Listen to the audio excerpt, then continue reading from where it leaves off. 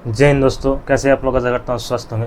तो इस वीडियो में हम जानेंगे कि किसी भी स्टॉक में पैसे इन्वेस्ट करने से पहले क्या देखें कि आपको लॉस ना हो।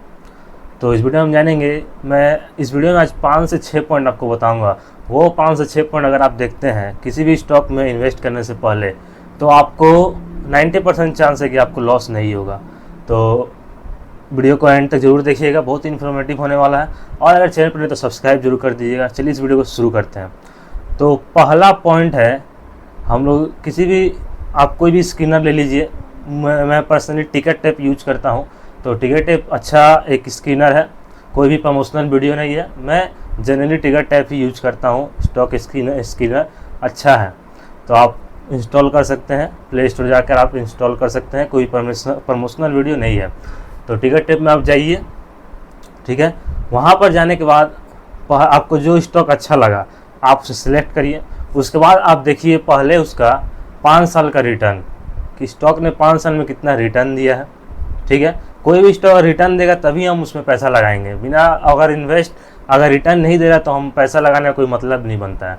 तो अगर रिटर्न दे रहा है तो हम पैसा लगाएंगे। जैसे पहला आप देखिए 5 साल का रिटर्न कितना है, फिर देखिए 1 साल में रिटर्न कितना दिया है। ये देख लेने के बाद अब हम लोग जानेंगे फंडामेंटल एनालिसिस करेंगे स्टॉक का, ठीक है।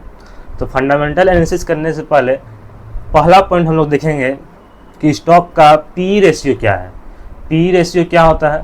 पी रेशियो का मतलब होता है प्राइस टू अर्निंग रेशियो, ठीक है। प्राइस टू अर्निंग रेशियो, इसका मतलब क्या होता है कि कोई भी, अगर जैसे मान लीजिए 1 रुपया कमाने के लिए मुझे कितना लगाना पड़ेगा। जैसे मान लीजिए कंपनी का पी है 10, ठीक है। तो 10 रुपया लगाएंगे तब हमें 1 रुपया इनकम होगा, 1 रुपया हमें मिलेगा। जनरली ये एक माना जाता है पी रेशियो का मतलब, कि अगर कंपनी का पी अगर 10 है तो 10 रुपया हम लगाएंगे तो हमें 1 रुपया इनकम मिलेगा। तो ये होता है पी रेशियो।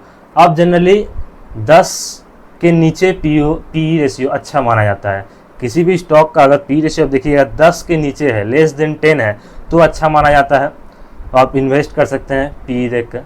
उसके बाद आता है PB ratio, price to book value. इसको जनरली 5 से नीचे माना जाता है अच्छा। जैसे 2 रहा, 3 रहा, 5 से जनरली नीचे अच्छा माना जाता है, लेस देन 5। तो पीबी रेशियो अगर लेस देन 5 है तो अच्छा माना जाता है। ये था दूसरा नियम। तीसरा हम लोग आएंगे बैलेंस शीट। बैलेंस शीट का मैं अलग से एक पूरा डिटेल वीडियो बनाऊंगा, डेडिकेटेड वीडियो बनाऊंगा बैलेंस शीट के ऊपर। आज हम मोटा मोटी समझ लेते हैं कि बैलेंस शीट कैसे पढ़ा जाता है। तो पहले बैलेंस शीट में आएंगे और देखेंगे कंपनी का रेवेन्यू, ठीक है। रेवेन्यू साल भर साल बढ़ रहा है कि नहीं। अगर किसी भी कंपनी का रेवेन्यू साल दर साल अगर बढ़ रहा है तो वो अच्छा माना जाता है कंपनी, ठीक है। उसके बाद हम देखेंगे इनकम, टोटल इनकम जो है कंपनी का साल दर साल बढ़ रहा है। कंपनी कुछ कमाएगी तब ना हमें प्रॉफिट होगा, कंपनी कुछ कमाएगी नहीं तो हमें प्रॉफिट कैसे होगा। तो हम लोग इनकम देखेंगे, साल भर साल कंपनी का इनकम बढ़ रहा है कि नहीं, ठीक है। बढ़ेगा तभी हम उस स्टॉक को सिलेक्ट करेंगे, इनकम नहीं होगा तो हम सिलेक्ट नहीं करेंगे। उसके बाद आते हैं टोटल एसेट में।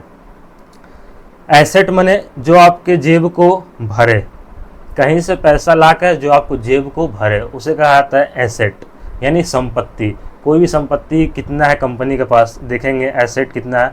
अगर बढ़ रहा है तो अच्छा माना जाता है।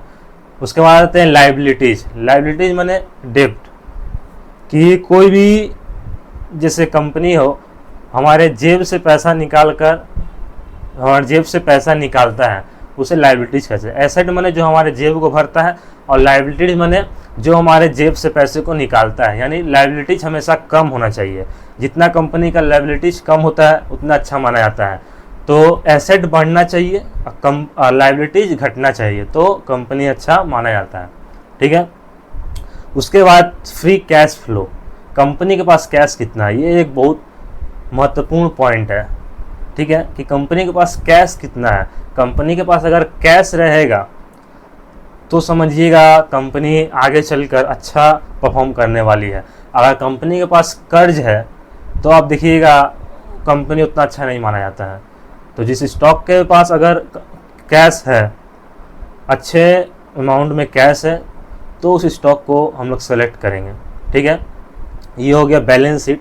इसके ऊपर मैं पूरा डिटेल्स बताऊंगा कि कैसे बैलेंस शीट को पढ़ा जाता है, पूरा डिटेल वीडियो इसके बाद आएगा, तो चैनल में जुड़े रहें और इसी तरह की स्टॉक मार्केट की चीज़ें चैनल पर आती रहेगी। ठीक है, उसके बाद हो गया, उसके बाद हम लोग जानेंगे कैश फ्लो हो गया, कैश फ्लो देख लीजिए। उसके बाद हम जानेंगे होल्डिंग्स कि प्रमोटर होल्डिंग कितना है। प्रमोटर होल्डिंग हमेशा 80% 90% अच्छा माना जाता है। अगर कोई भी कंपनी है उसका प्रमोटर ही अगर अच्छा है, प्रमोटर ही शेयर रखे हुए हैं, 70-80% शेयर खुद अपने पास रखा है, तो जनरली अच्छा माना जाता है। ठीक है, उसके बाद म्यूचुअल फंड देंगे कितना इन्वेस्ट कर रहा है, म्यूचुअल फंड उस कंपनी में इन्वेस्ट कर रहा है कि नहीं। फिर देखेंगे फॉरेन FII फॉरेन इंस्टीट्यूट कितना इन्वेस्ट कर रहा है कि नहीं। ठीक है, तो ये सब देखने से क्या होता है ना कि स्टॉक को अच्छा, जैसे मान लीजिए FII बाई करते जा रहा है, हर क्वार्टरली देखिएगा बाई कर रहा है और ग्राफ देखिएगा बढ़ते जा रहा है, तो स्टॉक देखिएगा भागेगा वहाँ से, क्योंकि FII बाई कर रहा है उसे। वैसे इसी तरह म्यूचुअल फंड भी देखिएगा बाई करते जा रहा है तो कंपनी भी भागेगा। प्रमोटर के पास होल्डिंग होना चाहिए, ये एकदम आप जान लीजिए। 70-80% 90% इतना ज़्यादा रहा उतना अच्छा माना जाता है। प्रमोटर के पास होल्डिंग रहना चाहिए। और ये तो और रिटेल देखिएगा हमेशा कम होना चाहिए, रिटेल का होल्डिंग हमेशा कम होना चाहिए, तभी अच्छा माना जाता है। अगर रिटेल का होल्डिंग बढ़ रहा है तो समझिएगा कंपनी धीरे धीरे लॉस होते जाएगी, कंपनी को लॉस मेकिंग कंपनी बन सकता है अगर रिटेल बढ़ रहा है तो। इसलिए प्रमोटर के पास होल्डिंग होना ही चाहिए। ठीक है, और भी देखा जाता है कंपनी का ROE माने रिटर्न ऑन इक्विटी कि कितना है। अगर रिटर्न ऑन इक्विटी अगर हम देखेंगे तो 15% अच्छा माना जाता है रिटर्न ऑन इक्विटी, कि रिटर्न क्या दे रहा है इक्विटी के बदले, हमें इक्विटी के बदले रिटर्न क्या दे रहा है, तो ये देखा जाता है। 15 अगर रहा तो अच्छा माना जाता है रिटर्न ऑन इक्विटी। ठीक है, और EPS देखा जाता है अर्निंग पर शेयर कि कितना कंपनी हमें कमा के दे रही है। तो ये सब 5-6 पॉइंट्स था जो मैंने आपको बताया। ये सब अगर आप देखते हैं नोट कर लीजिएगा, पूरा जो मैंने बताया सब पूरा नोट कर लीजिएगा। 90% एक्यूरेट है, एक्यूरेसी के साथ मैंने ये सब बताया है। तो ये 5-6 पॉइंट है। अगर आप कोई भी स्टॉक बाई करते हैं, किसी भी स्टॉक में पैसा लगाते हैं, तो पहले ये सब देख लीजिए, उसके बाद बाई कीजिए, तब आपको देखिएगा लॉस उतना नहीं होगा। 90% एक्यूरेसी के साथ ये जो स्ट्रेटजी है, इससे लॉस बहुत कम हो जाएगा, लॉस का जो रेशियो है बहुत कम हो जाएगा और प्रॉफिट बढ़ने का चांस ज़्यादा रहता है। तो ये था कुछ 5-6 पॉइंट मैंने बताया आपको। वीडियो अच्छा लगा हो तो लाइक करिएगा, कोई भी और कमेंट हो तो आप ज़रूर पूछेगा, मैं उसका कमेंट जवाब ज़रूर दूंगा। चैनल पर सब्सक्राइब करिएगा और वीडियो को ज़्यादा से शेयर करिएगा। अगर कोई भी पैसे इन्वेस्ट करने जा रहा है तो शेयर करिएगा, ताकि उस तक वो वीडियो पहुंच सके कि शेयर करने से, कि इन्वेस्ट करने से पहले ये सब देख ले, ताकि उसे लॉस ना हो। और चैनल पर सब्सक्राइब करिएगा। मिलते हैं किसी नेक्स्ट वीडियो में, तब तक के साथ जय हिंद, जय भारत।